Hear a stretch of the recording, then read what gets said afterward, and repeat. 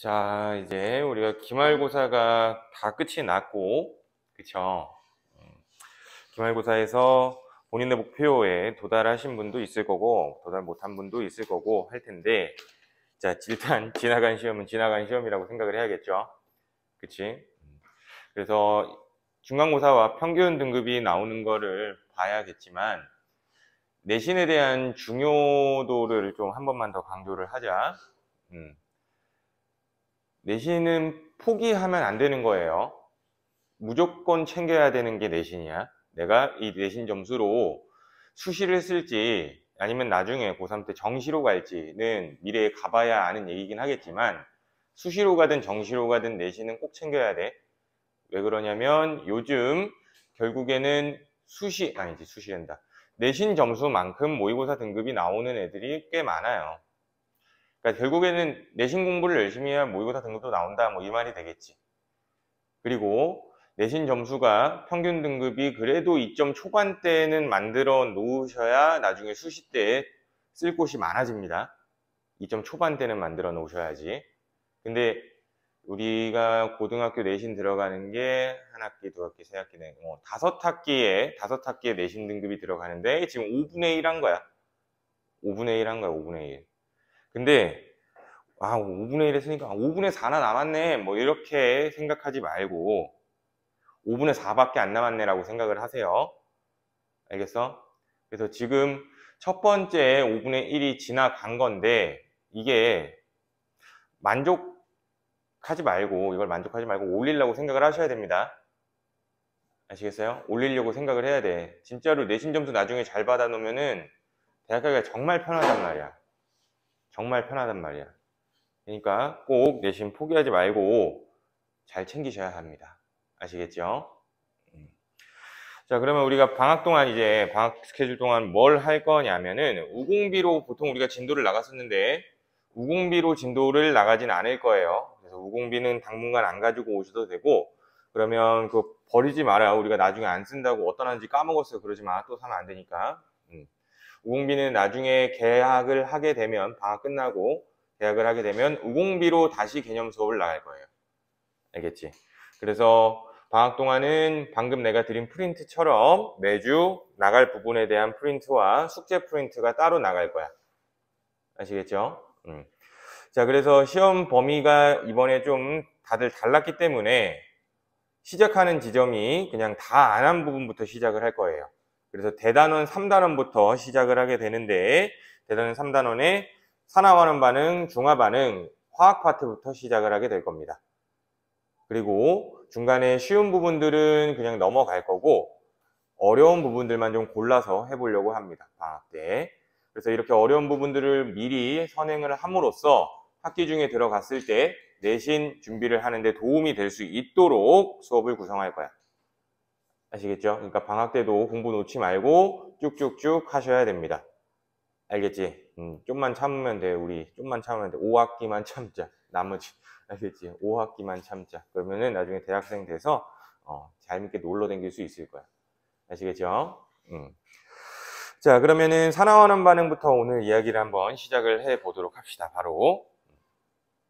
자, 이 산화환원 반응은 이렇게 생각을 해야 돼. 화원에 나와요. 화원 고2 과목이죠. 화원에 산화환원 반응이 나오는데, 통합과학에 나오는 산화환원 반응이랑 화학 1의 산화환원 반응 유사성이 한 80% 정도 됩니다. 굉장히 유사해. 그러면 한 80% 정도 되는 유사성을 가지고 있다라고 한다면 통합과학 내신 시험에 화원 문제가 나올 가능성은 있어, 없어? 당연히 있겠지. 그쵸? 개념이 똑같잖아. 추가적인 개념만 빼고 문제를 내면 되는 거잖아. 그래서 화원 문제가 내신에도 나올 수 있는 거라서 결국에는 난이도가 높아요, 여기도. 알겠지? 근데 방학 때 우리가 한번 선행을 하는 것이기 때문에 학기 중에 들어가면 시간이 한 번 더 있죠. 그래서 방학 수업 자체에서는 산화환원 반응의 어려운 것까지는 막 다루진 않을 거야. 그래서 미리 알고 있으면 좋은 것들을 위주로 좀 이야기를 할 거니까 학기 중에 도움될 수 있는 수업이다라고 보시면 돼. 그래서 그 다음 주에도 마찬가지로 화학의 중화 반응 이야기를 하게 될 건데, 중화 반응도 마찬가지야. 중화반응도 화원에 그대로 나오는 단원이기 때문에 통합과학에 나오는 산화환원 반응, 중화반응은 화학원의 비기너 등급이라고 생각하시면 될 것 같아요. 아시겠어요? 하지만 시험 문제는 학교 선생님 스타일에 따라서 상급자 문제가 나올 수도 있다. 아시겠죠? 그렇게 생각을 해주시면 될 것 같아. 자, 그러면 화학 반응과 산화환원 반응 이제 바로 시작해 보도록 합시다. 자, 그럼 우리가 산화환원 반응을 왜 배우는지를 생각을 먼저 해봐야 될 것 같은데,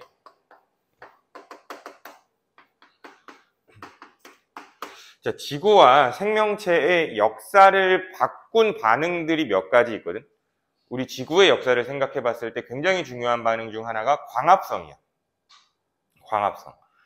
자, 우리 중간고사 때 들어갔던 시험 범위였던 것 같아요. 잘 생각해 봐봐. 자, 예전에 최초의 생명체가 튀어나왔을 때 대기 중에 산소는 있었어, 없었어? 대기 중에 산소는 없었다라고 얘기를 해요. 근데 이제 생명체가 살아가다 보니까 뭘 먹고 살아야 될 거 아니야. 그쵸? 그래서 이미 만들어져 있었던 유기물들을 먹고 살았었어. 최초의 생명체는. 그럼 그 최초의 생명체가 만들어진 유기물들을 먹다 보면은 지구상에 있는 먹이가 다 고갈될 때가 생기겠지. 그럼 먹이가 다 고갈되면 그 최초 생명체는 더 이상 발달할 수 있었을까? 불가능했겠지. 그러니까 그 이후에 종의 분화도 일어나지 않았을 거고 결국에 지구에는 생명체가 없었을 수도 있을 거예요. 그치? 근데 현재 그렇지 않잖아. 그럼 그렇지 않다는 얘기는 무슨 뜻이야? 먹어 치우는 애들이 생겼다면은 만드는 애들도 생겼을 거야 라는 가설이 나올 수 있겠지. 그쵸? 그럼 그 만들어주는 녀석들을 우리는 뭐 독립영양생물이다 라고 이야기를 하는데 간단하게 얘기하면 광합성을 하는 생물들이 나중에 어떤 사건에 의해서 튀어나왔다라는 얘기예요. 아시겠어요? 그럼 광합성을 하는 세균들이 튀어나와서 광합성을 하게 되면 포도당을 만들어주고 그러면 그 만든 포도당을 가지고 잘 먹고 살았을 수 있겠죠. 그치? 그럼 더 이상 유기물에 대한 고갈 걱정도 없을 거고. 근데 신기한 게 이 광합성이 유기물인 포도당만 만드는 것이 아니라 추가적인 기체를 내뿜는데 뭘 내뿜어요? 그치? 산소를 내뿜죠. 그치? 근데 이 초기에 만들어진 산소는 바로 대기 중으로 올라가는 게 아니라 어디에 녹아있다라고 그랬을까? 바닷속에 녹아있는다라고 했었지. 그래서 더 이상 바다에 녹아있지 못하게 됐을 때부터 이제 밖으로 즉 대기 중으로 날아갔었어. 그럼 이렇게 대기 중으로 날아가게 되면 대기 중 산소가 많아지고 결국 대기 조성의 변화가 생겼다라고 얘기할 수 있겠지. 그죠? 그럼 그 대기 조성의 변화가 생겼을 때 산소가 만들어졌어. 그쵸? 그럼 그 산소가 지구로 쏟아지는 자외선을 만나게 되면은 산소가 뭘로 바뀌니? 오존으로 바뀌어요. 우리 다 아는 내용이죠, 지금. 그러면 그렇게 오존층이 만들어지고 나서 육지에도 이제 자외선을 막아줄 수 있는 배리어가 생긴 거죠. 그치? 그러니까 결국에는 육지에도 자외선이 들어오지 않으니 생명체들의 서식 환경이 육지까지 확대될 수 있었겠네? 그러면 이것을 우리는 육상생물의 출현까지 연결할 수 있다는 얘기지. 이해돼? 그래서 광합성이 이렇게 막 중요해. 광합성이 있었기 때문에 오존층도 만들어지고 육상생물도 있었고 결국에는 생물의 진화를 계속적으로 이끌어갈 수 있었던 거야. 광합성 때문에. 그러니까 지구의 역사를 그리고 생명체의 역사를 엄청나게 바꿔놨다라고 얘기할 수 있겠죠. 그치? 근데 이 광합성이라는 화학 반응이라는 거는 산화환원 반응의 한 종류다. 산화환원 반응에 포함이 된다라는 얘기니까 산화환원 반응은 굉장히 중요한 반응이구나 라고 해서 통합과학이 실린 거야. 그렇죠? 그리고 또 하나 얘기를 해볼까? 철의 재련. 철의 재련이라는 거는 자연 상태에 있는 철이 들어있는 광물로부터 순수한 철을 뽑아내는 작업을 철의 재련이라고 얘기를 하죠. 그치? 근데 철이라는 게 재련되면서 인간이 만들 수 있는 도구들이 많아졌죠. 도구들도 많아지고 이제 건물도 지을 수 있게 되고 뭐 등등등 또 뭐 있어. 철도도 만들 수 있게 되었고 뭐 기차도 만들 수 있게 되었고 자 이런 방식대로 뭐 산업혁명을 이끌기도 하고 교통혁명을 이끌기도 한 게 철의 발견이에요. 근데 옛날에는 철이 있었지만도 철의 광물에서 철을 뽑아낼 수 있는 기술이 없었을 때는 무용지물이었겠죠. 그치? 그럼 광물로부터 철을 뽑아낼 수 있는 기술이 발달되고 나서부터는 우리 인간 문명이 굉장히 발달했다라고 얘기할 수 있겠지. 그런데 이 철이 재련되는 반응 역시 산화환원 반응이라는 얘기예요. 아시겠어요?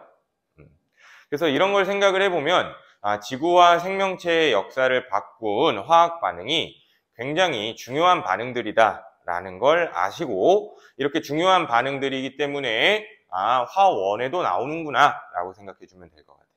아시겠죠? 그러면 그렇게 중요한 산화환원 반응들에 대해서 이제 하나하나 좀 디테일하게 보도록 할게요. 필기할 게 좀 많을 거야. 노트에다 적는 걸 추천을 할게요. 자, 그럼 산화환원 반응은 뭔데 그래서? 자, 산화환원 반응은 산소, 수소, 전자에 대한 이동으로 판단하는 거예요. 이동으로.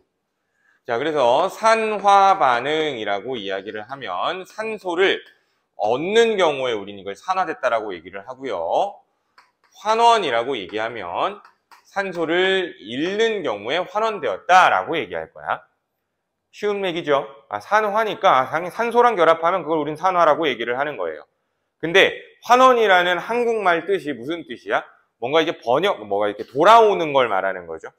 그치? 그러면 산화가 얻은 거라면 환원되었다라는 얘기는 다시 돌아오는 거니까 산소를 어떻게 하는 거예요? 잃어버렸다라고 얘기하겠지. 그치? 근데 이제 수소의 이동으로 판단을 하면 수소를 잃어버린 경우를 산화라고 하고 다시 수소를 얻는 경우를 환원이라고 해. 그러니까 산소랑 수소의 이동 방향이 반대가 되죠. 따질 때. 자, 그럼 이 전자라는 거는 잃으면 산화, 얻으면 환원 이렇게 돼요. 자, 그래서 언제 산화인지 언제 환원인지 정도는 이건 암기를 해줘야 돼. 어쩔 수가 없어. 자, 그러면 우리가 똑똑하게 한번 외워보자. 이것만 기억하면 되지 않을까? 요것만 기억해주면 되지 않을까요? 그치? 뭐 기억할 것도 없죠. 산화라는 거 뭐 당연히 산소를 얻는 거죠. 근데 따지고 보면 환원은 결국에 요것과 반대 개념이구나. 근데 수소는 산소와 이동 방향이 반대구나. 근데 전자 역시 산소와 이동 방향이 반대구나. 이렇게 암기해주면 될 것 같아요. 아시겠죠? 산소를 얻으면 산화, 수소는 잃어야 산화, 전자도 잃어야 산화, 환원은 그의 반대 이렇게 생각해도 되겠죠. 아시겠어요? 외울 건 외워놓읍시다. 자, 그러면 먼저 첫 번째.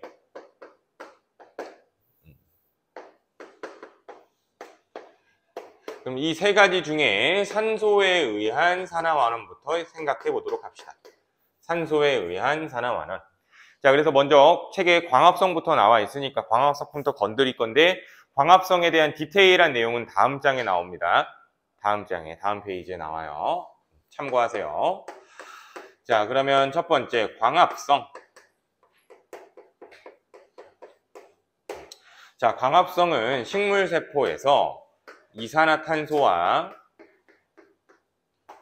물을 흡수하여 빛을 받으면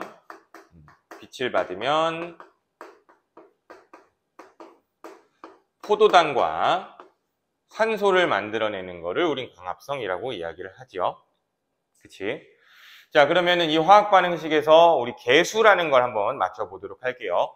계수라는 거는 질량 보존 법칙에 의해서, 즉 반응 전과 반응 후의 질량이 똑같아야 되니까 반응 전과 반응 후에 원자 개수를 동일하게 맞춰주는 작업을 말합니다. 자, 원자 개수라고 내가 얘기를 했어. 자, 그러면 여기 탄소부터 보자. 탄소는 여기 하나인데 여기 6개잖아. 그러면 이산화탄소가 몇 개여야 할까요? 6개여야지만 탄소 개수가 동일하겠지. 그쵸? 수소 개수도 한번 보자. 수소가 여기 12개나 있는데 여기 2개밖에 없어요. 그럼 반응 전에 12개가 있어야 되는 거니까 물이 몇 개 있어야 돼요? 6개 있어야겠죠? 자, 또한 산소도 봐봐. 그러면 산소가 여기 12개에다가 6개. 그런데 여기 6개 있죠? 나머지 12개가 여기 있어야겠지. 그럼 나머지 12개니까 여기 6개 있으면 되겠네. 그래서 광합성의 개수는 이렇게 됩니다. 오케이? 그러면 어떤 물질이 산화됐는지 어떤 물질이 환원됐는지 한번 표현을 해보도록 할게. 자, 일단 산소, 수소 뭐 이런 녀석들은 반응이 일어날 때, 산화환원 반응이 일어날 때 이동하는 물질이기 때문에 주체라고 할 수가 없어. 남아있는 녀석들을 기준으로 먼저 보는 거야. 그래서 팁으로 얘기를 하자면 탄소가 있는 것끼리 연결을 해주시면 돼요. 처음에. 알겠죠? 탄소가 있는 녀석들끼리 연결을 해줘. 그러면 결국에는 이산화탄소가 요 반응을 통해서 포도당이 되는 거다라고 생각을 해주시면 된다는 얘기죠. 그치? 그럼 산소 가지고 한번 볼까? 자, 이산화탄소 여기 보니까 지금 산소가 총 12개가 존재를 하는데 여기에서 산소가 6개밖에 없지요. 그치? 그럼 이렇게 되는 경우에는 지금 산소를 잃어버렸다라고 얘기할 수 있겠네. 자, 그럼 또 생각해봐봐. 여기 수소가 있어, 없어? CO2에는. 수소가 없어요. 근데 여기에 수소 있어, 없어? 있죠. 그럼 수소를 얻었네. 그럼 수소를 얻는 반응이라는 것은 뭐라고 얘기하는 거예요? 환원되었다라고 얘기한다는 거죠. 즉, 환원된 물질은 이산화탄소였던 거야. 알겠죠? 자, 그리고 물도 한번 봐봐. 자, 여기 산소가 6개였는데 12개가 돼. 그러니까 이렇게 짝꿍으로 연결을 지어주는 거죠, 나머지들을. 자, 그럼 이럴 경우에 지금 산소를 얻게 된 거죠. 근데 또 보면은 수소가 지금 있는데 없네요. 수소를 잃어버렸어. 수소를 잃어버리면 우린 그걸 뭐라고 부르는 거예요? 산화되었다라고 부르는 거죠. 그치? 그래서 광합성은 산화환원 반응이라고 하는 거예요. 자, 그럼 우리가 산화환원 반응 첫 번째 걸 한번 봤는데 이 산화환원 반응의 특징을 좀 미리 뽑아보자. 바로 미리 뽑아보면서 다음 것도 한번 다 확인을 해볼 거야. 자, 그러면 산화환원 반응의 특징. 자, 봐봐. 산화된 물질.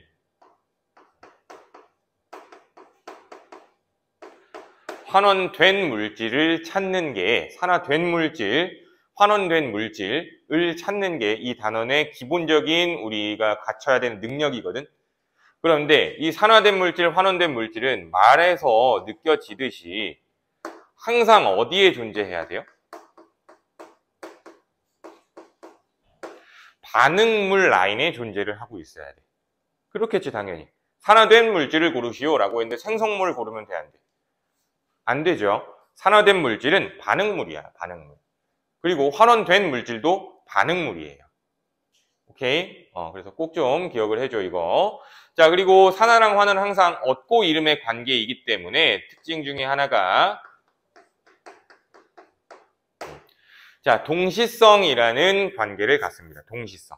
자, 동시성 뭐야? 말 그대로 같은 시간을 말하는 거야. 같은 시간. 즉, 산화가 일어났으면 환원도 일어난 거다. 산화만 일어나는 경우는 있어, 없어? 없다는 거죠. 환원만 일어나는 경우도 없다는 거지. 왜? 얻고 이름에 관련된 화학 반응이기 때문에 얻은 게 있으면 환원된 것도 있어. 근데 조금 더 개념을 딥하게 가보면 자, 산화도 일어나고 환원도 일어나는 건 맞기는 하는데 이 산화 반응, 환원 반응에 대한 시간 간격이 없다라는 뜻이에요. 시간 간격이 없다. 즉, 봐봐. 지금 이산화탄소가 수소를 얻었어요. 근데 얘는 수소를 잃어버리죠. 그러면 이게 동시에 일어난다는 얘기야. 물이 수소를 잃어버림과 동시에 이산화탄소가 수소를 얻는다는 얘기가 되겠죠. 알겠어? 시간 간격 없어요. 그러니까 문제 이렇게 나오면 안 된다는 얘기지. 봐봐. 자, 요 물이 수소를 잃은 후에 이산화탄소가 수소를 얻는다 하면 돼, 안 돼? 안 된다는 거죠. 후라는 시간 간격을 주면 안 된다는 거예요. 알겠어? 그러니까 두 가지 개념이 있는 거죠.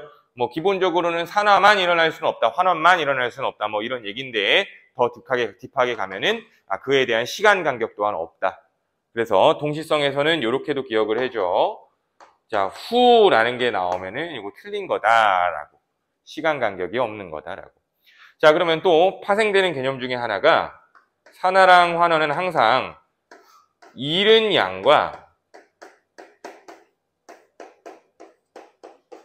얻은 양은 무조건 어때야만 돼요? 같아야만 하겠죠. 자, 봐봐. 자, 요 이산화탄소가 지금 여기서 총 수소 12개를 얻었지. 그치? 수소 12개를 얻었어. 근데 여기에서는 수소 12개를 잃어버렸죠. 그치? 그래서 잃은 양과 얻은 양은 항상 같아야 된다는 게 산화환원 반응의 특징이야. 또.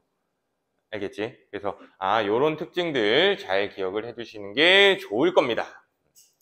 자, 그럼 광합성 나왔으니까 광합성의 짝꿍인 우리 뭐도 생각해 봐야 될까? 세포호흡도 생각을 해봐야겠죠. 광합성의 역반응이 세포호흡이니까. 그래서 반응식은 그냥 거꾸로 뒤집어 놓으면 될 것 같아. C6H12O6 6O2 6CO2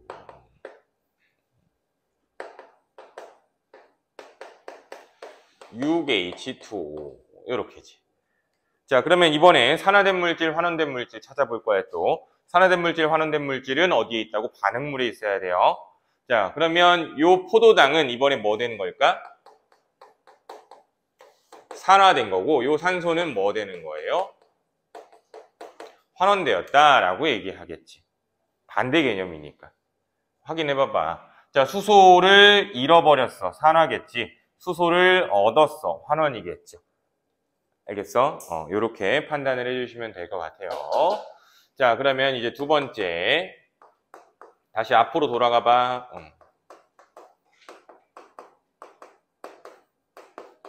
그래서 광합성이라는 건 요런 거고요. 자, 두 번째, 지구와 생명체의 역사를 바꾼 두 번째 사건, 화석연료의 연소라고 나와 있을 겁니다. 그쵸? 자, 근데 이 화석연료의 연소가 화학 반응이 왜 우리 지구와 생명체의 역사를 크게 바꿔놨을까 생각해보면은 우리가 화석연료를 시작하게 되면서 문명이라는 게 급속도로 발달을 하죠. 그치? 산업혁명 시작되고 인간이 살기 졸라 편해지고 인구수 엄청 많아지고, 그죠? 야, 근데 이 화석연료의 연소라는 건 역시 우리는 산화환원 반응이다라고 해서 배운다라는 얘기가 되는 거야. 자, 그럼 대표적인 화석연료로 LNG, 즉 메테인 가지고 한번 얘기를 해보자. 메테인, CH4. 이게 이제 천연가스의 주성분이거든. 천연가스. 화석연료죠. 자, 그럼 이 녀석을 연소한데 누구랑 반응시킨다는 얘기야? 산소랑 반응시킨다는 얘기지. 꼭 기억해. 연소라는 건 누구랑 반응하는 거라고? 산소와 반응하는 걸 연소라고 얘기를 해. 자, 그러면은 이 메테인이 산소와 반응하게 되면 어떤 생성물이 만들어질까? 자, 메테인이니까 탄소가 있죠. 그러면 탄소는 산소와 반응해서 뭐 만들어져? 이산화탄소 나오겠죠. 그러면 메테인이 가지고 있는 이 수소 성분은 산소와 반응하면 뭐가 나올까? 물이 나오는 거죠. 그래서 탄소와 수소로 이루어져 있는 물질을 연소시킨다면 연소 생성물은 이산화탄소와 물로 동일합니다. 알겠죠? 자, 그러면 또 개수 맞춰볼게. 자, 탄소가 하나야. 여기도 하나 맞네. 수소는 4개예요. 근데 수소가 2개밖에 없어. 4개가 돼야 되는 거니까 물이 2분자죠. 자, 그러면 산소가 지금 여기 2개, 여기 또 2개가 있어. 총 4개네. 여기 2개밖에 없는데 그럼 4개 돼야 되니까 2가 들어가면 되겠죠. 그치? 그럼 이번에 산화환원 또 따져보자. 탄소 있는 녀석끼리 보라 그랬어. 그치? 그러면은 요 메테인이 이산화탄소가 되는 거죠. 그럼 이럴 경우에 수소는 잃어버렸고 산소는 얻었지? 그러니까 방향이 반대잖아. 그치? 수소는 잃어버렸고 산소는 얻었어. 그러면은 메테인은 산화되는 거야? 환원되는 거야? 산화된 거죠. 자, 그리고 산소의 경우에는 지금 물이 된 거니까 수소를 얻은 거지? 그럼 수소 얻었으니까 환원되었다라고 얘기할 수 있겠네요. 됐니? 자, 그래서 화석연료의 연소 역시 산화환원 반응이었다라고 확인해보고 넘어갈 수 있을 것 같고, 자, 이제 세 번째.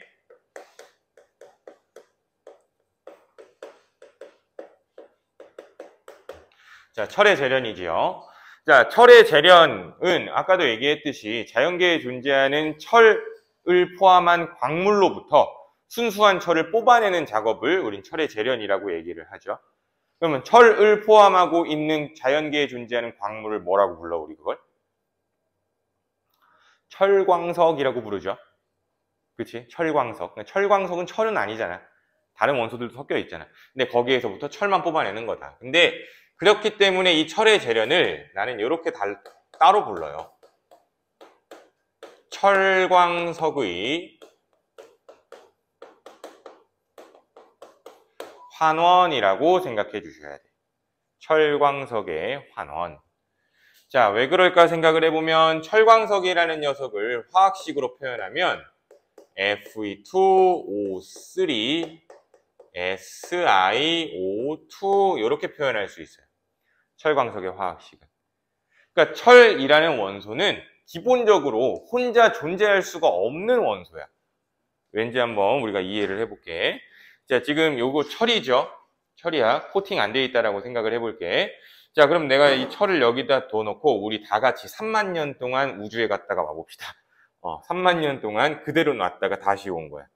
오케이? 그럼 다시 왔을 때 요 철덩어리는 그대로 존재할까요? 그대로 있을까? 원형 그대로? 태원이 그렇게 있을까? 어떻게 돼 있을 것 같아, 그러면? 그치, 산화돼 있겠지. 녹슬어 있을 거야. 아무도 안 건드렸는데. 그게 그냥 자연스러운 거죠. 그치? 그러니까 철은 그냥 자연스럽게 혼자 있을 수가 없어. 그냥 가만히 있으면 산소가 와서 막 달라붙어. 알겠어? 그래서 지금 보통 우리가 철로 만들어지는 제품 같은 경우는 기본적으로 페인트 칠이나 코팅을 입히죠. 왜? 표면에서 산소와 접촉하는 것을 막아주기 위해서 그러는 거지. 그걸 안 한다면은 쉽게 녹슬어 버릴 거니까. 그러니까 자연계에 존재하는 순수한 철은 있어 없어? 없는 거야. 그러니까 철광석으로 존재할 수밖에 없다는 거죠. 근데 우리는 그 철광석은 철보다 강도도 떨어지고 철의 성질을 가지고 있지 않아. 그래서 철만 따로 뽑아낼 건데 결국에는 요 철광석으로부터 기본 뭘 없애주는 게 중요하다는 얘기야? 요 산소와 요 불순물을 없애주는 게 중요하다는 거야.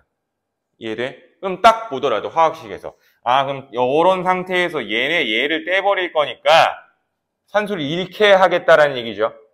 그럼 산소를 잃게 하겠다는 거니까 철광석의 환원이라는 말이 맞는 거지.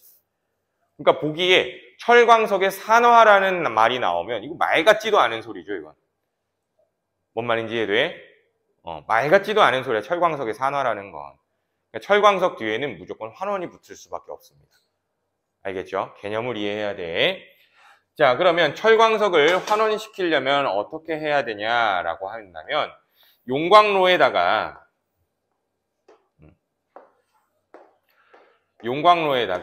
이제 일단 철광석을 때려 넣을 거야. 철광석. 그래서 철광석이 Fe2O3.SiO2.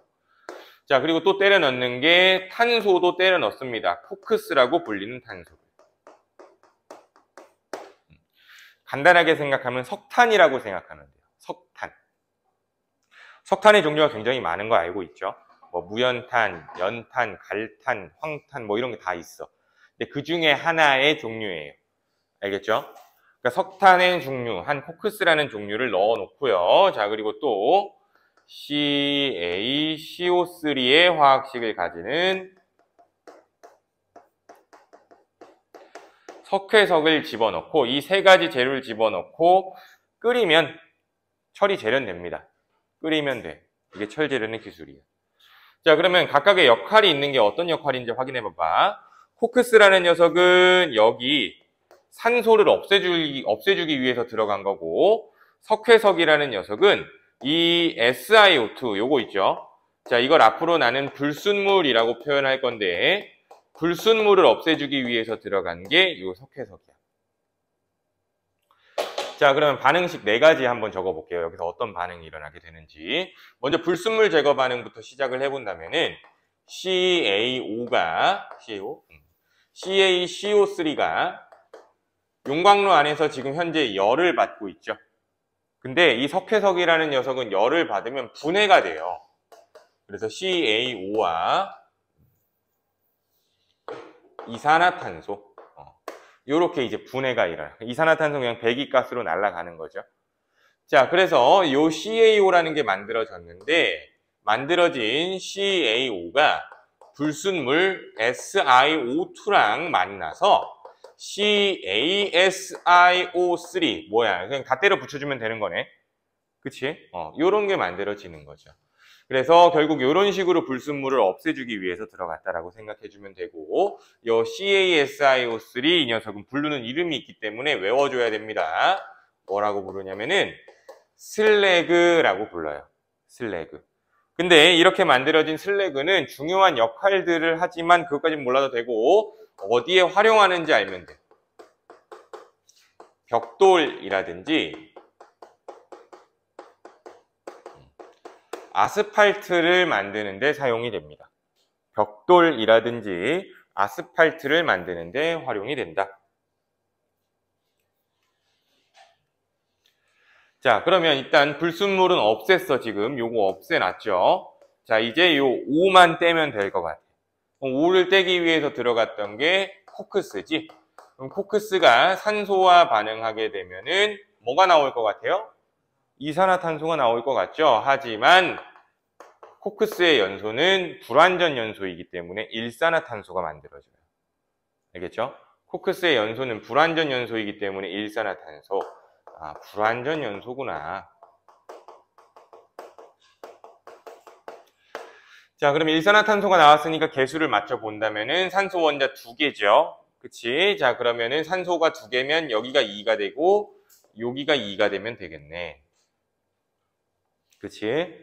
자, 그러면 요 일산화탄소는 얘도 마찬가지야. 가만 냅두면 주변에 어디선가 산소를 뺏을 수밖에 없는 녀석이에요. 알겠어? 이산화탄소보다 불안정한 녀석이거든. 그냥 자발적으로 가만 냅두면 어디선가 산소를 얻는 녀석이 일산화탄소라는 거야. 그래서 위험한 녀석이라는 거지. 우리가 뭐 흡입하게 되면은 그래서 산소 결핍에 걸리는 거야. 알겠어? 이렇게 생각해주면 돼. 자, 그러면 요 일산화탄소가 용광로 안에서 누굴 만나? Fe2O3죠. 자, 요 녀석을 만나게 됐더니 여기 산소가 있네요. 그치? 근데 일산화탄소는 산소 몇 마리만 떼갈 수 있어요? 한 마리만 떼갈 수 있죠. 이산화탄소 떼려면. 그치? 근데 몇 개를 떼야 돼 보니까 3개를 떼야 되네. 그럼 3개 떼려면 일산화탄소 몇 마리가 달려들면 되니? 3마리가 달려들면 되겠지? 그럼 이렇게 달려들면 2개의 철이 만들어지고, 철은 분자가 아니기 때문에 이제 이렇게 쓰는 거죠. 그치? 2개의 철이 만들어지고 3마리의 이산화탄소가 발생된다. 이렇게 보시면 되겠네. 그러면 결국 우리가 얻고 싶어하는 철을 얻었다라고 할 수 있다는 거지. 이해돼요? 이렇게. 자, 그러면 이 4개의 반응에서 우린 산화원원 반응을 한번 찾아보게 될 건데, 자, 여기 요 탄소는 당연히 산소랑 반응하고 있으니까 무슨 반응하고 있는 거예요? 산화되고 있는 거죠. 그치? 그러면 산화가 됐다면 얘는 뭐가 돼야 돼? 무조건 환원될 수밖에 없다는 거죠. 그치? 그리고 Fe2O3는 산소를 잃어버렸으니까 산소 잃으면 환원이고요. 일산화탄소는 다시 이산화탄소가 된 거니까 산화된 거죠. 그치? 자, 그러고 또 이 위에 2개 반응 또 있는데, 잘 기억해. 요 2개의 반응은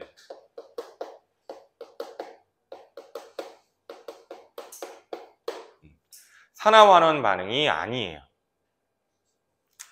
자, 일반적으로 산화환원 반응이 아닌 반응은 2가지로 이야기를 하게 되는데, 첫째 중화 반응, 둘째 앙금 생성 반응.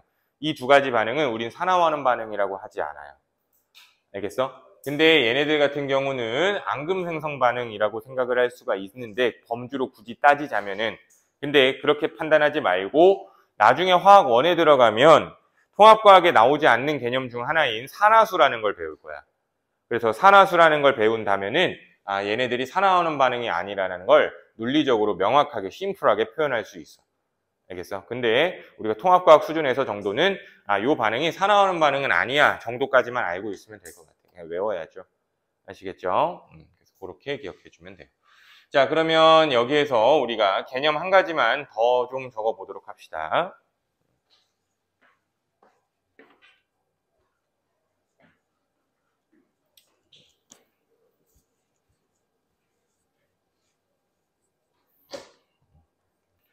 자, 이것도 별표야.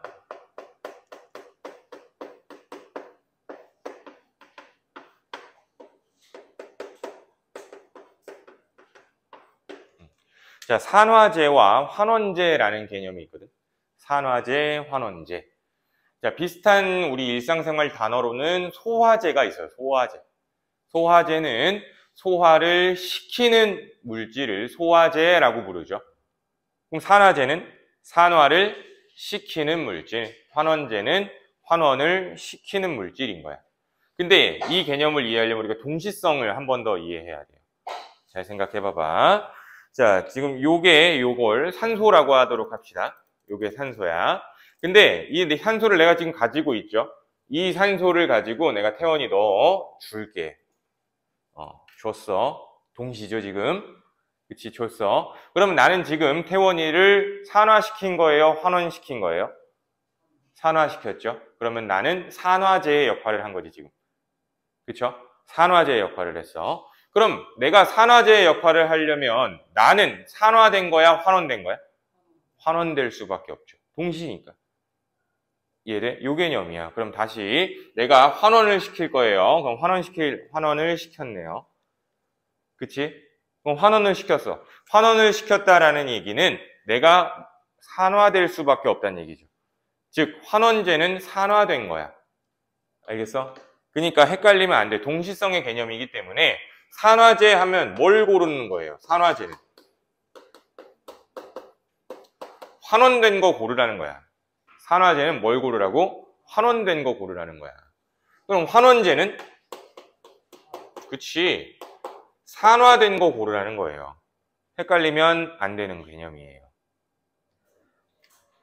그래서 막 이거 가지고 주저리 막 길게 얘기하는 데 있는데 주저리 길게 얘기하면 그럴수록 헷갈려. 알겠어요? 그냥 심플하게 반대 생각하세요. 그래야 안 헷갈리지. 그쵸? 그럼 다시 이쪽으로 와서 자, 얘 환원제, 얘 산화제. 그쵸? 얘 산화제, 얘 환원제. 알겠지? 즉 산화된 물질, 환원된 물질을 고르라는 게 결국에 산화제, 환원제 고르라는 거예요. 즉 산화제, 환원제도 반응물에 있어야겠지. 아시겠어요? 그래서 이렇게 보시면 될 것 같고, 자 그러면 지금 일단은 지구와 생명체의 역사를 바꾼 화학 반응들을 세 가지를 봤지요. 지금 세 가지. 이거 말고 이제 지구와 생명체의 역사를 바꾼 반응이라기보다는 이제 실험실에서 우리가 문제를 풀기 위해서 알아야 되는 화학 반응들을 몇 가지 더 얘기를 할 거예요. 알겠죠? 자, 그래서 구리의 산화부터 이야기를 더 해보도록 합시다. 네 번째, 구리의 연소라고 표현하죠. 구리의 연소. 자, 그림은 일단 요거 기억을 해줘. 도가니라는 용기 안에다가 내가 구리가루를 넣어놨어요. 구리가루를 넣어놨어. 자, 그래 놓고 얘를 어떻게 할 거냐면 가열할 거야. 그럼 이렇게 가열하게 되면은 공기 중에 있었던 누가 여기에 들어올까요? 산소가 들어와서 구리의 산화가 일어나게 되는 반응이에요. 그렇죠? 그러면 이 반응을 식으로 표현하면 구리가 공기 중에 있는 산소와 반응하게 되어서 산화구리가 이렇게 만들어지게 됩니다. 산화구리. 자, 개수 맞춰야겠죠? 산소 2개니까 COO 자체가 2개고 여기 구리가 2개니까 여기에 2 붙이면 되겠네. 그치? 그러면 산화된 거, 환원된 거 따져본다면 구리는 산화된 거죠. 당연히 산소와 반응하니까. 그치? 그럼 산소는 환원된 거죠. 그치? 그럼 이렇게 봐봐. 이렇게 연결되는 거네. 구리는 산화구리의 속에 구리가 되면서 산소를 얻은 거니까 산화됐다라고 할 수 있고, 요 산소는 또 산화구리 속 산소가 되면서 환원됐다라고 얘기할 거야. 자, 그럼 지금 여기에서 우리가 봤던 산화환원 반응이랑은 조금 결이 좀 다른 게 하나 나왔어. 같은 물질로 연결되고 있죠. 그치? 즉 산화환원 반응이라는 거는 물질과 물질 사이의 관계라고도 얘기를 하지만 그냥 원자 혹은 이온 얘들 사이의 관계로도 얘기할 수 있어. 더 딥하게 들어가면. 알겠죠? 그럼 이렇게 본다는 얘기죠. 지금 여기 구리 원자 상태죠, 이거는. 구리 원자 상태. 잘 봐봐. 그럼 CuO에서 구리는 CuE 플러스의 상태지. 그쵸? 그러면 구리 입장에서는 전자를 잃어버린 거니까 산화지. 되니? 여기 산소 분자지만 여기 안에 들어있는 산소 원자들도 원자 상태죠. 그치? 근데 산화구리가 되면서 요 O는 E-가 되는 거 아니야? 그치? 그러면은 O2에 존재하던 산소 원자들은 반응 후에 산화 이온이 되는 거니까 전자를 얻게 된 거네. 그럼 전자를 얻으면 우린 그것을 환원이라고 얘기를 하지. 이해돼? 그래서 이런 식으로도 표현을 할 수가 있어요. 자, 그러면 한 가지 더 외워봅시다. 자, 구리, 통합과학이기 때문에 암기할 게 있어. 자, 구리는 무슨 색 금속이에요? 구리는?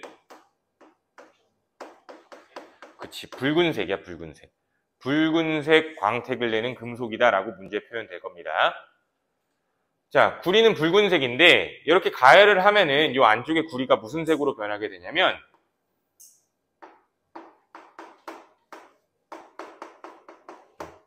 검은색으로 변하게 돼요. 검은색으로 변하게 돼. 그래서 지금 저 실험을 하게 되면은 구리는 검게 변한다라는 보기가 나올 거예요. 산화구리가 검은색이기 때문에. 색깔을 기억하셔야 돼요. 색깔을 기억해야 돼. 자, 근데 이 구리의 연소 방법 중에 한 가지 방법이 더 있어. 한 가지 방법 참고. 자, 불꽃이 이렇게 있을 때 이 불꽃에 구리를 요렇게 가열하는 거예요. 요렇게. 불꽃에 직접 대면 안 됩니다. 알겠어? 불꽃에 직접 대면 안 돼. 그래서 여기가 어디냐면은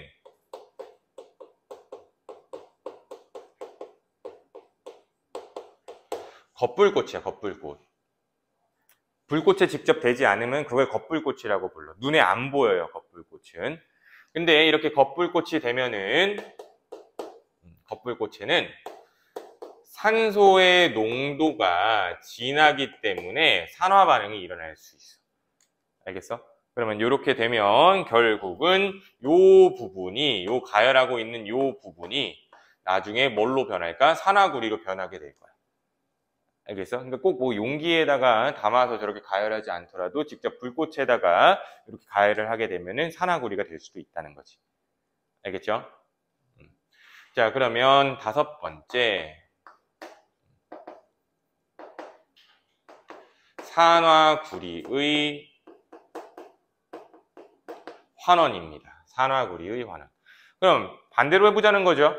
산화구리를 다시 구리로 되돌려보자 라는 얘기인데, 실험 장치부터 설명을 하면은 시험관에다가 산화구리를 집어넣어 놓을 거예요. 일단 산화구리를 집어넣어놔요. 그리고 여기에다가 활성탄을 같이 넣어 놓을 거예요. 활성탄. 그러니까 쉽게 생각하면 숯가루, 탄소죠. 그치? 이걸 같이 집어넣어 놓고 가열합니다. 가열을 해요. 그럼 가열을 하게 되면은 무슨 일이 벌어지냐면 산화구리가 가지고 있었던 산소를 이 탄소가 뺏어가요. 그럼 다시 구리로 되돌아오는 거지. 그러면 탄소가 산소를 뺏어갔으니까 여기에서 어떤 기체가 스물스물 올라갈까요? 이산화탄소가 스물스물 올라가기 시작하는 거지. 근데 이게 진짜 이산화탄소인지 확인하기 위해서 우리는 여기에다가 빨대를 꽂아서 어디에다 꽂아볼까요? 이산화탄소인 걸 확인할 거니까. 그치, 석회수에다가 꽂아볼 거야. 그럼 이렇게 꽂아놓게 되면은 이 석회수가 어떻게 될까? 실험 결과 뿌옇게 흐려진다라고 얘기하겠지. 실험 장치는 이런 장치야. 그럼 이걸 반응식으로 이해해보자. 자, 산화구리가 활성탄, 탄소와 만나게 되면은 다시 구리로 되돌아오고요. 이산화탄소가 발생된다. 이런 쉬운 반응이야, 어쨌든. 자, 그럼 여기서 산화환원 따져보면은 산화구리는 환원된 거지. 산소를 잃었으니까. 탄소는 산화된 거고요. 그래서 얘는 산화제, 얘는 환원제인 거고. 이런 산화환원 반응이 일어났어. 자, 그러면은 여기에서는 산화환원 반응이 일어나서 지금 여기 가열을 하게 되면은 검게 변했던 산화구리가 다시 붉게 되돌아왔다라고 표현하겠죠. 그치?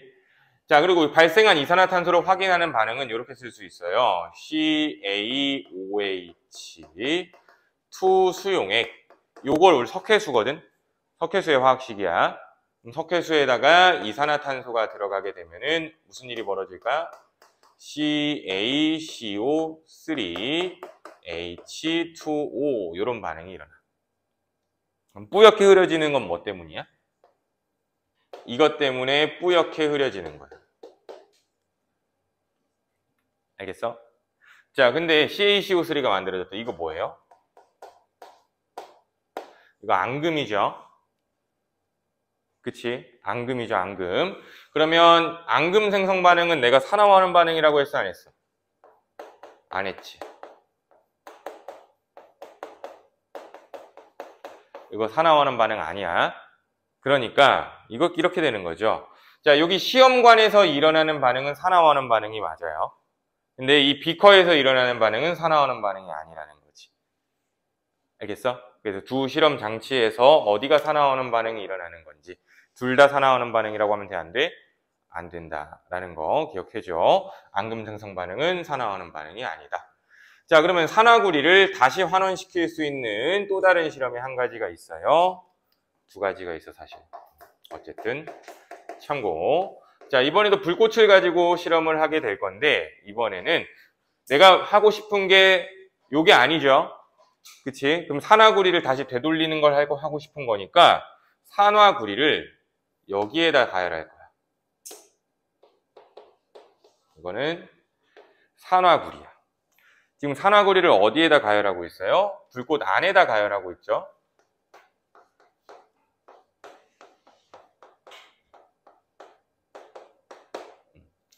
속불꽃이야. 여기는 속불꽃. 근데 속불꽃은 생각해보면은 산소의 농도가 낮은 부분이에요. 산소의 농도가 낮은 부분이야. 왜 그러냐면 산소가 이미 겉에서 다 타버려서 속까지 도달하지 않거든요. 그러면 이 속불꽃에서는 그래서 어떤 일이 벌어지게 되냐면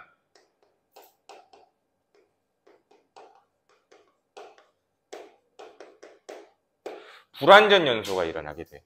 속불꽃에서. 근데 우리 아까 철의 재련에서 배웠죠. 불완전 연소가 하게 되면은 이것 때문에 불완전 연소 때문에 뭐가 만들어질 수 있어? 일산화탄소가 만들어질 수 있지. 그쵸? 혹은 아예 연소가 일어나지 않은 탄소가 있을 수도 있어요. 알겠어? 속불꽃에는 불완전 연소 때문에 일산화탄소나 탄소가 존재하게 돼. 이해돼? 그렇기 때문에 속불꽃에다가 산화구리를 가열하게 되면은 대표적으로 이런 반응이 일어나는 거죠.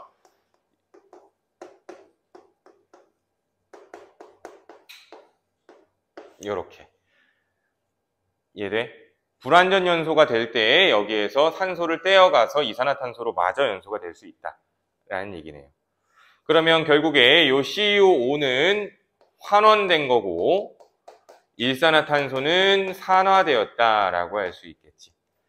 그러니까 똑같이 불꽃에 데워보는 실험이기는 한데 구리는 겉불꽃에 대해서 실험을 하는 거고요. 알겠어? 산화구리는 속불꽃에 대해서 실험을 하는 거야. 위치에 따라 달라.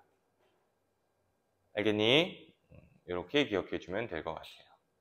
지금 그래서 우리가 구리를 가지고 실험을 몇 가지 해봤네. 자, 실험 한 가지만 더 할게요. 한 가지만 더. 5번째. 마그네슘의 연소. 그치만 O2 없이 연소할 거야. 마그네슘의 연소인데 O2 없이 연소를 할 거예요. 어떻게 하는지 봐봐. 자, 드라이 아이스를 하나 이렇게 준비를 할 건데 드라이 아이스라는 건 고체 이산화탄소죠. 알고 있죠? 드라이 아이스는 고체 이산화탄소. 온도가 굉장히 낮아요. 근데 여기에다가 내가 이렇게 구덩이를 파가지고 이 안쪽에다가 마그네슘 분말을 이렇게 올려놓을 거고 그래놓고 불을 붙여. 그러면 이렇게 차가운 곳에서도 마그네슘은 반응성이 좋기 때문에 불이 막 나요. 알겠지? 불이 막 나. 자, 근데 내가 이 불을 끄고 싶어서 뚜껑을 덮습니다. 뚜껑을 덮으면 우리가 알콜 램프 뚜껑 덮듯이 불이 꺼질 수 있어야겠지. 근데 이 뚜껑 역시 드라이 아이스로 덮을 거예요. 알겠어? 그럼 이렇게 뚜껑을 덮어버리게 되면 여기 반응이 일어나는 곳에 산소 공급이 차단되고 있는 거지. 그치? 그럼 불이 꺼져야 정상이지만 불이 막 더 나. 막 졸라 나요. 불이 막. 알겠어? 불이 막 이렇게 졸라 나요. 왜 날까 생각을 해보면 마그네슘이 분명히 O2가 차단됐지만 저 안에서 산소를 공급받고 있다는 뜻이야. 누구한테 공급을 받고 있을까? 이산화탄소한테 공급을 받고 있는 거죠. 그래서 산화 마그네슘이 만들어지고 탄소가 이렇게 돼. 개수 맞추면 산소 원자 2마리니까 여기가 2고 여기가 2다 라고 써주면 되겠네. 자, 이 반응이 굉장히 신기한 거야. 우리 지금까지는 탄소부터 시작해서 일산화탄소를 만들든지 이산화탄소를 만들든지 했었지. 그치? 근데 이 이산화탄소가 다시 탄소로 되돌아가는 거죠. 이산화탄소가 산소를 뺏기는 일 거의 없어요. 이산화탄소는 그 자체로 매우 안정하기 때문에 그냥 이산화탄소로 존재를 해, 평상시에. 그 자체에 있는 걸 좋아한단 말이에요. 근데 요 이산화탄소가 다시 탄소로 되돌아가는 경우 거의 없어요. 그러니까 신기한 거야, 이것도. 알겠지? 자, 그러니까 마그네슘은 탄소보다 산소를 얻기 좋아한다라는 얘기가 되겠지. 그럼 이렇게 생각해 본다면 물질마다 산화되려는 정도, 환원되려는 정도가 다른 거구나라는 것도 유추할 수 있겠네. 이해돼요? 마그네슘이 산화되려는 정도가 탄소보다 크기 때문에 그럴 수 있다는 얘기지. 그래서 산화환원 따지면 마그네슘은 산화된 거고 이산화탄소는 환원된 거다. 그래서 환원제, 산화제 이렇게 따지게 되면서 결국에 색깔까지 기억을 한다면 요 MgO는 무슨 색으로 나타나냐면 흰색으로 나타나고요. 탄소는 그냥 재라고 생각하면 되는 거니까 무슨 색으로 나타날까? 검은색으로 나타날 거야. 그래서 실험이 끝난 뒤에 뚜껑을 열어보면 흰색 고체와 검은색 고체가 섞여 있게 되는데 거기에서 흰색이 산화마그네슘이고 그리고 검은색이 탄소다라고 보시면 될 것 같습니다. 이해돼? 자, 그래서 기본적인 산화환원 반응들을 지금 다 이야기를 한 것 같아요. 근데 지금까지 얘기한 거는 전부 다 산소에 의한 산화환원이죠. 산소에 의한 산화환원. 근데 산소, 수소 뭐 비슷한 건데 전자에 의한 산화환원이 아직 남았네요, 우리가. 난이도로 따져본다면은 전자에 의한 산화환원이 굉장히 어려울 수 있어요. 이것보다는. 알겠지? 그래서 지금 한 10분 쉬었다가 전자에 의한 산화환원부터 다시 이야기를 해보도록 하겠습니다. 자, 그러면 쉬는 시간.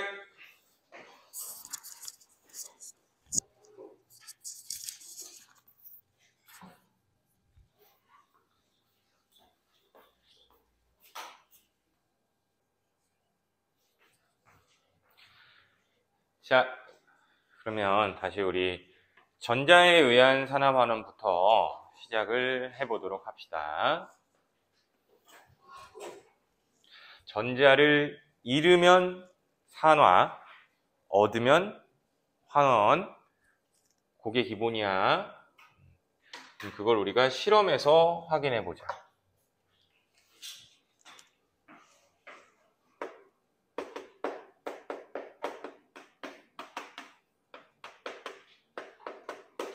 자, 우리 앞 단원에서 배웠듯이 금속이라는 녀석들은 원자과 전자의 개수가 적어서 전자를 잃기 쉽죠. 그치? 그걸 생각해 봤을 때 어떤 금속이 전자를 잃어버려서 양이온이 됐을 때를 한번 생각해 보면 지금 현재 전자의 이동은 전자를 이렇게 잃어버렸다라고 쓸 수 있을 것 같고, 그럼 현재 이때 금속은 전자를 잃어버린 거니까 산화됐다라고 얘기할 수 있겠지. 그러면 그 근처에 어떤 양이온이 있었대.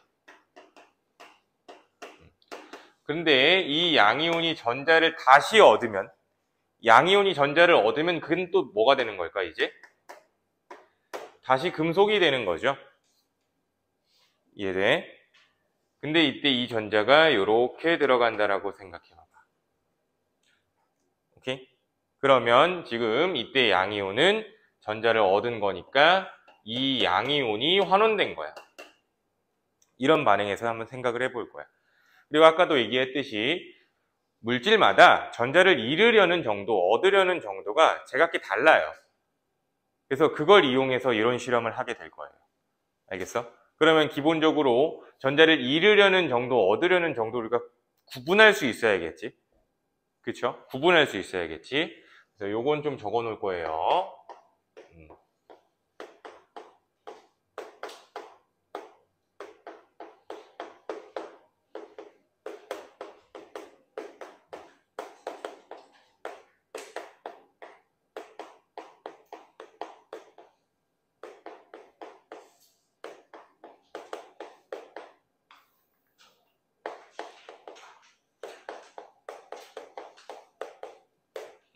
자, 요거 적어 놓으세요.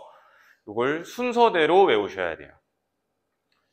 이걸 순서대로 외우셔야 돼요. 보통은 앞글자만 따서 외워. 앞글자만. 그래서 뭐 칼카나마, 아라철, 니, 주납, 수구, 수은, 백금 뭐 이런 식으로 외워요. 칼카나마, 아라철, 니, 주납, 수구, 수은, 백금. 근데 이거를 통합과학 수준에서는 외워야 돼. 통합과학 수준에서는 외워야 되는데 결국에는 화학원으로 올라가게 되잖아. 화학원으로 올라가게 되면 안 외워도 문제는 풀려. 왜 그러냐면 나중에 화학원으로 올라가면은 실제 원소 기호로 나오는 게 아니라 임의의 원소 AB에 대한 반응으로 나오기 때문에 얘네가 누군지 사실은 AB가 누군지를 찾아낼 필요는 없어요. 그런 문제에서는. 그래서 나중에 화학원 올라가면 결국 개념만 알아도 이걸 굳이 외우지 않아도 문제는 풀 수 있는데 기본이니까 알고 있다는 가정하에 그냥 문제를 AB로 내는 거겠죠. 근데 우리는 통합과학에 나오는 산화환원에서는 산화환원의 비기너 단계라고 했었죠. 그치? 그러니까 외워 놓으셔야 됩니다. 자, 그러면 이게 뭐겠어? 결국에 반응성 서열이에요. 반응성 서열. 잘 생각해봐. 제일 왼쪽에 금이 있고요. 제일 여기 오른쪽이니? 너의 보기 왼쪽이구나. 제일 왼쪽에 칼륨, 제일 오른쪽에 금이 있지요. 그치? 반응성이 뭐가 더 클까? 칼륨이 더 크겠지. 금은 그냥 가만히 있잖아. 그치? 그러니까 결국은 칼륨 쪽으로 갈수록 금속의 반응성이 크다라고 보는 거예요.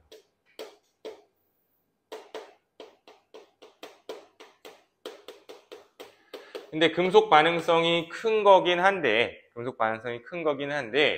어떤 반응을 한다는 얘기야, 결국에? 전자를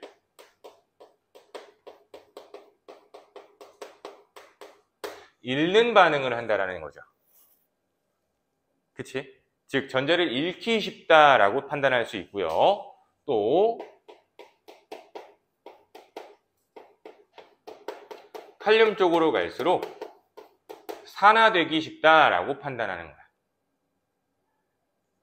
그럼 이 서열을 이용해서 앞에서 설명한 금속과 양이온의 반응을 한번 확인해 보자. 첫 번째, 황산구리 수용액에다가 아연을 집어넣으면 어떤 반응이 일어날까를 한번 생각해 보자. 자, 그림으로 먼저 그려드리면 비커에다가 황산구리 수용액을 넣어 놓은 거예요. 그럼 황산구리 수용액이니까 Cu2+, SO4 2-. 자, 이런 이온이 들어있겠죠. 1대1의 개수비요. 그리고 황산구리 수용액의 색깔을 보면은 요 구리 이온 때문에 무슨 색을 띠게 되냐면 푸른색을 띠는 용액이에요. 구리 이온이 푸른색이라서. 알겠죠? 구리 이온 때문에 푸른색을 띠는 용액이야. 이 황산구리 용액에다가 뭘 집어넣어 볼 거래요? 아연을 집어넣어 볼 거래. 아연을 이렇게 집어넣어 본 거야. 그러면 이제 잘 봐봐. 아연 입장에서는 이 용액에 들어왔을 때 아주 기분이 나쁠 거거든. 왜냐면 금속의 반응성을 따져보면 아연은 구리보다 반응성이 더 크거든. 아연이 여기에 있고 구리가 여기에 있잖아. 그치? 즉 아연은 구리보다 산화되기 쉽고요. 아연은 구리보다 전자를 잃어버리기 쉽고요. 아연은 구리보다 양이온이 되기 쉽겠지. 그죠? 그래서 내가 기분 나쁠 거라고 했지. 아연이 여기 들어왔더니 누가 양이온으로 있어? 구리가 양이온으로 있네. 아연이 더 센데. 뭔 말인지 이해돼? 그러니까 아연이 기분이 나빠서 아연이 무슨 일을 할까? 여기에서 아연이 이렇게 아연 이온으로 녹아 들어가는 거예요. 알겠어? 아연이 아연 이온으로 녹아 들어가게 돼. 그러면 아연은 지금 2+가 됐으니까 두 개의 전자를 잃어버린 거죠. 그러면 그 두 개의 전자는 어디 있을까 생각해 본다면 그 두 개의 전자는 여기 막대기 안에 그대로 있어. 그러니까 전자를 놓고 양이온이 되는 거죠. 이해돼? 전자를 던진다기보다는 전자를 놓고 양이온이 되는 거야. 그러면 이 세상의 대부분의 물질들은 전기적 중성이죠. 그치? 그러니까 요 막대기는 원래는 전기적 중성이었는데 여기 이제 양이온이 튀어나가면서 전자 두 개가 오버하게 생긴 거죠. 그래서 순간적으로 마이너스 전하를 띠는 막대가 됐겠네. 그쵸? 그럼 마이너스 전하를 띠는 막대는 양이온을 잡아당길 수 있겠지. 그치? 그래서 구리 이온과 아연 이온 중에 누굴 잡아당길까 생각해 본다면 구리 이온을 잡아당겨서 구리 이온이 이 막대기에 부딪히게 하는 거죠. 알겠어? 그럼 이렇게 막대에 부딪히는 순간 전하의 밸런스를 당연히 맞추게 되겠죠. 그 말은 부딪히는 순간 구리 이온이 아연이 놓고 있는 요 두 개의 전자를 얻은 게 되는 거야. 무슨 말인지 이해돼요? 그러면 결국 두 개의 전자를 얻게 되면은 여기에는 뭐가 석출되어 있을까? 구리가 석출되어 있게 되겠지. 저 실험을 지금 그림으로 표현한 거예요. 그럼 반응식으로도 한번 표현을 해보면 이렇게 되겠네. 아연 이온이 되면서 두 개의 전자를 잃어버렸어. 근데 이때 이 두 개의 전자를 구리 이온이 얻어서 구리로 석출됐다라고 표현할 수 있다는 거야. 그럼 이 두 개의 반응을 종합해보면 아연과 구리 이온이 반응하면 반응성이 더 큰 아연이 양이온으로 튀어나오고 구리 이온은 전자를 얻어서 구리로 석출되었다가 되겠네. 그러면 이때 아연은 아연 이온이 되면서 전자를 잃어버려서 산화된 거고 구리 이온은 전자를 얻었으니까 구리 이온이 환원된 거야. 그래서 산화된 물질, 환원된 물질은 반응물 라인에 있다라 그랬고 그럼 문제에서 구리가 환원되었다 하면 돼? 안 돼? 안 되죠. 구리는 이거잖아. 이해돼? 구리랑 구리 이온은 다른 거예요. 구리 이온이 환원됐다라고 꼭 얘기를 해줘야 돼. 그럼 이 실험을 하면서 이온이 세 종류였어. SO4-2-까지. 근데 SO4-2-는 이 반응이 일어나는 걸 구경만 했죠. 그치? 아무 짓도 안 했어. 그래서 이 SO4-2- 이 실험에서 음이온은 그냥 구경꾼 이온이에요. 구경꾼 이온. 아무것도 안 해. 그래서 양이온만 잘 보면 돼. 누가 더 양이온이 되기 쉬운 건지. 이해돼요? 자, 그러면 이거를 전체 반응식으로도 다시 한번 적어보면은 전체 반응식은 이렇게 되겠죠? 제된 SO4 수용액이 되고 구리가 석출된다. 이렇게 되는 거야. 이해돼요? 요건 전체 반응식, 요건 알자 이온 반응식. 요런 건 반쪽 반응식이라고 불러. 산화만 쓴 거, 환원만 쓴 거. 알겠어? 자, 그럼 비슷하게 한 번만 더 해보자. 두 번째. 이번엔 AgNO3 수용액에다가 구리를 이렇게 넣어놨어요. 또 그림으로도 이해할게. 비커에 AgNO3 용액이니까 Ag 플러스 NO3 마이너스 NO3 마이너스는 생략합시다. 어쨌든 반응 안 할 거니까 1대1로 존재하겠죠. 근데 여기에다가 구리 막대기를 꽂아놨어. 구리 막대기. 그럼 이렇게 막대기를 꽂아놨을 때 자, 구리는 은보다 반응성이 크죠. 그치? 구리 여기 있고 은 여기 있으니까. 그러면 구리가 튀어나오겠죠? 구리가 이렇게 녹아나가는 거야. 뭘로? 구리 이온으로. 되니? 그럼 몇 개의 전자를 잃어버려서? 두 개죠? 그러면 두 개의 전자를 얻게 해야 되는데 얘 하나만 여기에 달라붙는다고 두 개의 전자 얻을 수 있어요? 아니죠. 은 이온은 플러스니까. 그래서 전화 밸런스를 맞추려면은 얘가 두 마리가 여기 붙어야 되는 거야. 이렇게. 알겠니? 이번엔 1대2로 반응이 일어나네요. 그래서 얘도 반쪽 반응식 써보면은 먼저 구리는 구리 이온이 되면서 두 개의 전자를 잃어버리고 은 이온이 전자를 얻어서 은으로 석출되는데 잃은 양과 얻은 양이 같아야 되니까 여기 2가 되고 여기도 2가 되고 여기가 2가 되겠네. 그래서 종합해보면 알자이온 반응식이 구리랑 두 마리의 은 이온이 반응하여 구리는 이온이 되고 두 마리의 은이 석출되었다. 이렇게 돼서 구리는 산화된 거고 은이 아니라 은 이온이 환원되는 거죠. 알겠어? 오케이? 자, 그러면 이런 실험이 있어.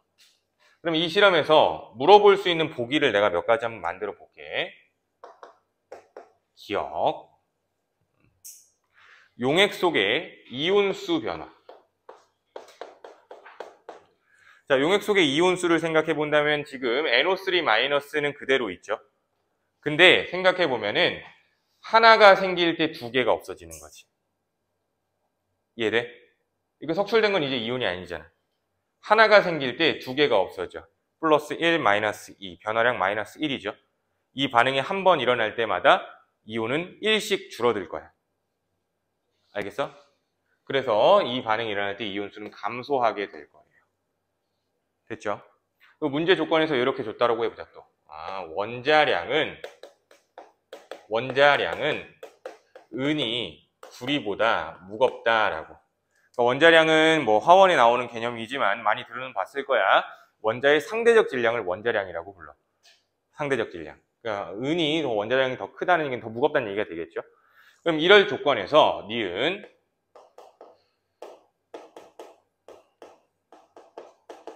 금속막대의 질량은 증가할까요? 감소할까요? 일정할까요? 왜? 금속막대 질량은 증가할까요? 감소할까요? 일정할까요? 증가하겠죠. 가벼운 구리가 한 마리 빠져나올 때 무거운 은이 심지어 몇 마리가 달라붙어? 두 마리가 달라붙잖아. 그래서 금속막대의 질량은 증가하는 거야. 반대로 물어볼 수도 있겠죠. 금속막대의 질량이 증가하였다. 원자량은 은이 크냐 구리가 크냐. 알겠어? 이렇게도 물어볼 수 있는 거야. 자, 그럼 디귿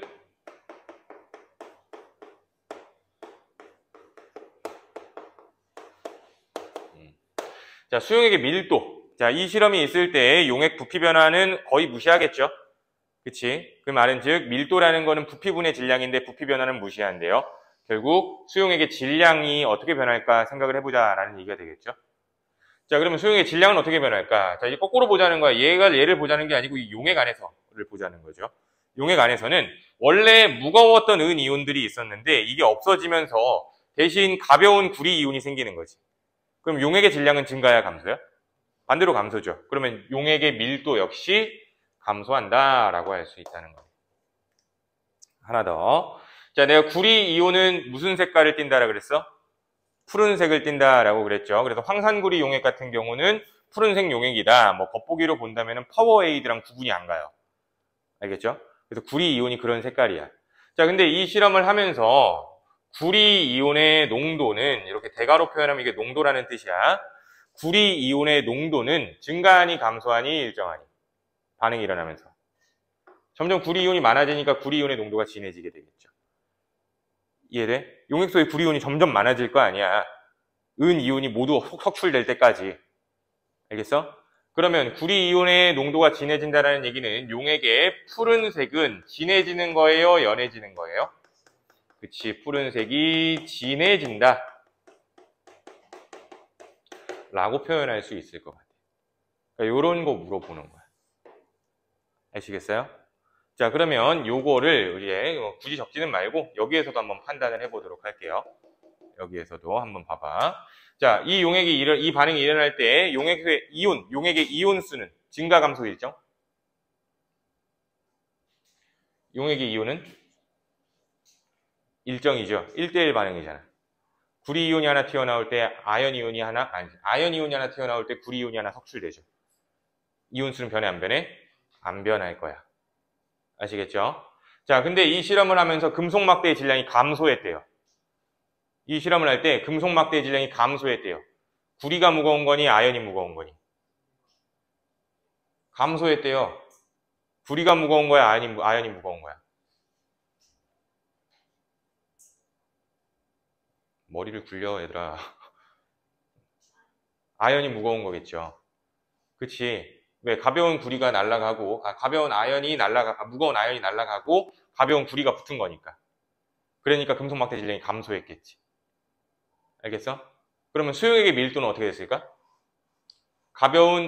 무거운 아연이 생긴 거니까 증가했겠지. 이해돼? 푸른색은 진해져 연해져? 연해지겠지. 그치? 구리 이온이 점점 줄어드니까. 이해돼? 그렇게 따질 줄 아셔야 되는 거야. 자, 그러면 결국에 우리가 보기에는 결국엔 반응식을 써야 문제의 이해가 될 수 있겠지. 반응식을 써야 문제의 이해가 될 수 있을 건데 이 반응식 쓰는 게 처음에는 쉽지가 않아. 알겠어? 그래서 공식화 시켜줄 거야. 잘 봐봐. 별표. 반응식 이제 이렇게 써라. A랑 B 플러스가 반응을 하게 되면은 A는 이온이 되고 B는 석출된다. 무조건 이렇게 쓰는 거야. 알겠어? A랑 A 이온이 반응을 하면 A는 석출되고 B는 이온이 된다. B는 석출된다. 이렇게 쓰는 거예요. 무조건. 알겠어? 그럼 이렇게 썼을 때 여러 가지 경우를 한번 따져볼까요? 중요한 거 얘기할 거야. A랑 B 2 플러스가 반응을 하여 A는 플러스가 됐고요. B가 석출됐다. 뭐 이렇게 표현을 해보자. 잘 생각해.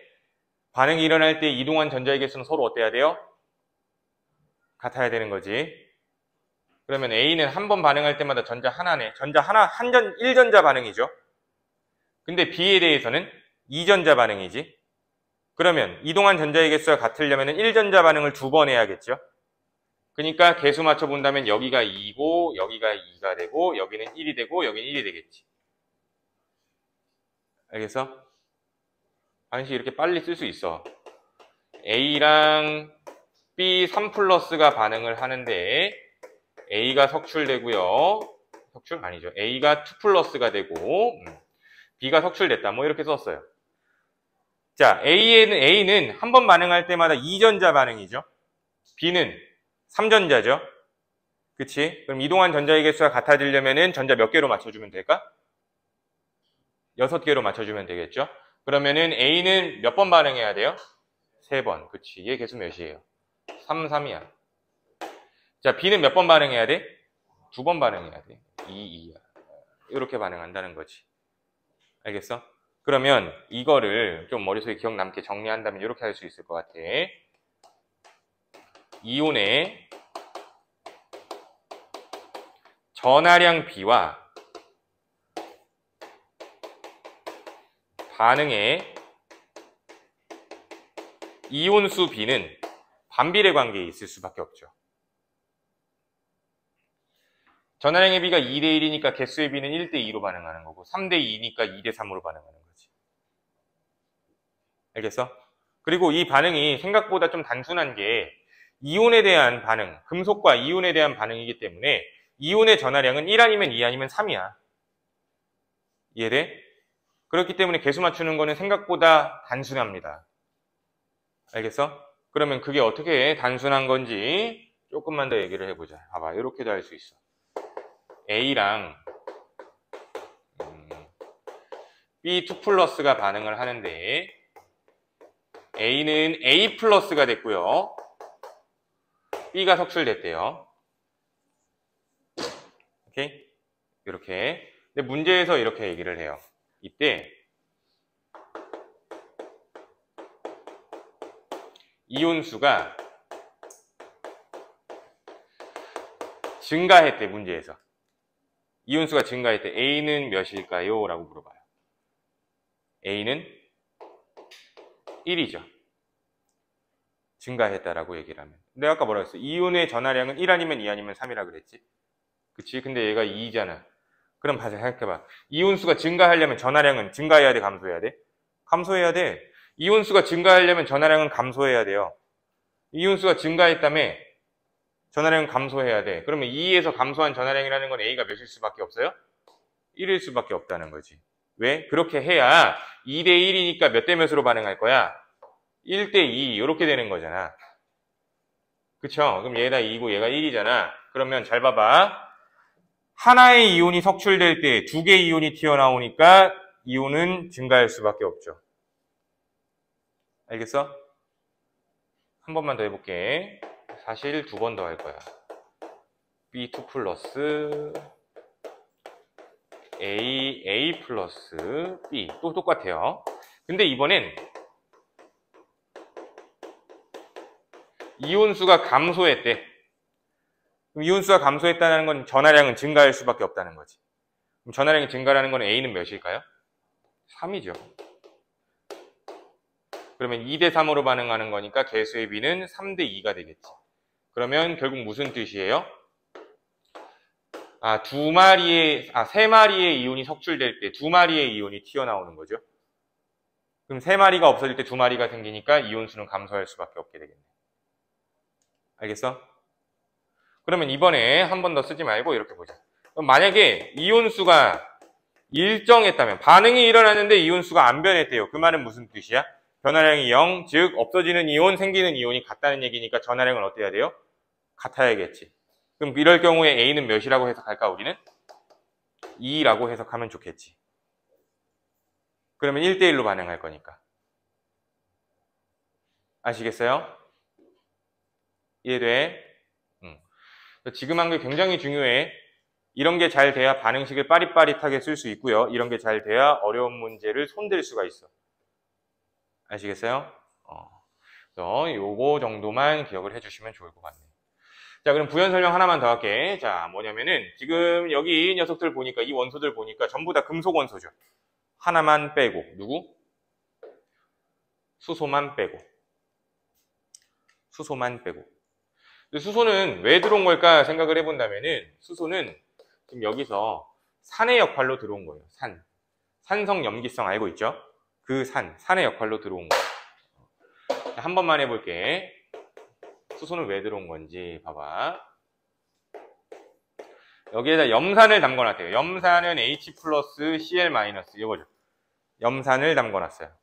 자, 그래 놓고 여기에다가 금속을 이렇게 담궈놓은 상태라고 생각을 해보자. 어떤 금속이냐면 대표적으로 마그네슘을 집어넣었다고 하죠. 마그네슘. 자, 그러면 마그네슘이랑 수소 중엔 반응성이 뭐가 더 커? 수소 여기 있고 마그네슘 여기 있잖아. 똑같이 해석하면 된다고. 마그네슘 반응성이 더 크니까 마그네슘으로 이온이 튀어나오겠지. 그치? 그러면 마그네슘은 Mg2+가 되고 두 개의 전자를 잃어버렸다가 될 거고, 그러면 이 두 개의 전자 잃은 걸 누가 가져가야 돼? 수소 이온이 가져가야죠. 근데 수소 이온은 전자 하나밖에 못 얻잖아. 그럼 두 개니까 여기가 2가 되고요. 두 개의 전자 얻어가면 얘가 금속이었다라고 한다면 우리는 2H 이렇게 썼겠지. 근데 이거 금속 아니잖아. 이렇게 되면은 수소 기체되는 거겠죠. 그치? 수소 기체니까 어떻게 쓸 거야? H2라고만 써주면 되겠네. 알겠어? 수소 기체 발생인 거야. 그래서 전체 알자이온 반응식 보면 마그네슘이랑 두 마리의 수소 이온이 반응을 하게 되면 마그네슘은 2+가 되고 H2가 생성된다 이렇게 쓸 거예요. 아시겠어요? 오케이? 그래서 금속은 산과 반응하면 수소 기체를 발생시킨다라는 특징을 가져. 근데 만약에 이게 내가 마그네슘이 아니고 여기에다가 구리를 꽂았다고 생각해봐봐. 구리를 꽂았어. 구리를 꽂은 경우에는 반응할까 안 할까? 구리라고 한다면 반응하지 않겠죠. 왜? 수소는 구리보다 반응성이 크니까 그냥 그 자체 이온으로 있을 거예요. 아시겠어요? 그래서 이렇게 정도 이야기를 하면 우리가 산화환원 반응의 기본 형태는 다 한 거야. 알겠어? 근데 산화환원 반응에 뭐 어려운 형태들이 더 많아요. 산화환원 경쟁 반응도 있고요. 아니면은 이온수를 통해서 뭐 전하 밸런스 맞추는 것도 있고요. 그러니까 여러 가지 유형들이 있는데 그것까지는 우리가 하기에 너무 어려워요. 수능 형태거든. 그렇게 되면 수능 형태라서 굳이 따로 하지는 않을 거예요. 그래서 만약에 학교 수업을 나중에 들으시다가 이 산화환원 파트 부분을 많이 어렵게 낼 거야 라고 얘기를 한다면 그런 부분까지 소개 정도는 할게. 알겠어? 그래서 그렇게 생각해 주시면 될 것 같아요. 자, 지금 그래서 우리가 산화환원 반응을 기본만 이야기를 했는데 그래. 오늘은 여기까지만 이야기를 하도록 할게요. 자, 숙제는 157페이지까지 우리 요 프린트 해오시면 되고요. 숙제만 있는 프린트가 하나가 더 나갈 거야.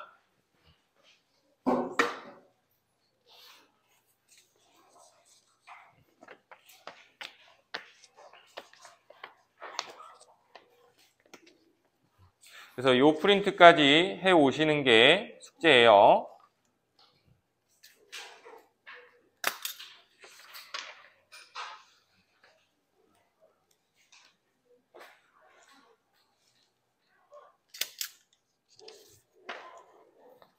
자, 그리고 이 숙제 답지는 내가 밴드에 올려놓을게요. 근데 앞으로 뽑아줄까 생각도 하고 있어, 그냥.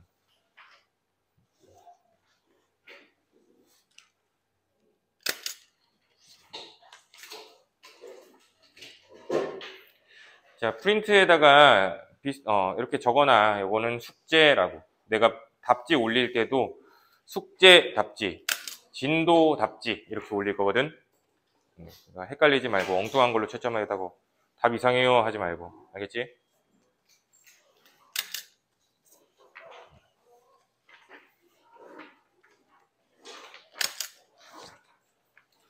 자, 그래서 다시 정리할게. 우리 오늘 진도 나간 프린트의 뒤쪽에 있는 문제 풀어오시면 되고요. 숙제 프린트 문제도 풀어오시면 돼. 진도 프린트 같은 경우는 내가 답지 올릴 때 진도 답지라고 올릴 거야. 사나워하는 반응 진도 답지. 숙제는 사나워하는 반응 숙제 답지라고 올릴 거예요. 그래서 그거 밴드에서 찾아서 다운받아서 채점하시면 되겠습니다. 아시겠죠? 그리고 한 가지 더, 우리 매주 일찍 와서 좀 테스트 봤었죠? 그치? 다음 주부터 이제 또 할 거야. 오늘 첫 진도 나갔으니까. 숙제 잘 해오세요. 오케이? 이거 좀 일찍 오시고 테스트 볼 거니까. 자, 그러면은 수고하셨고요. 다음 주에 보도록 하겠습니다. 수고하셨습니다.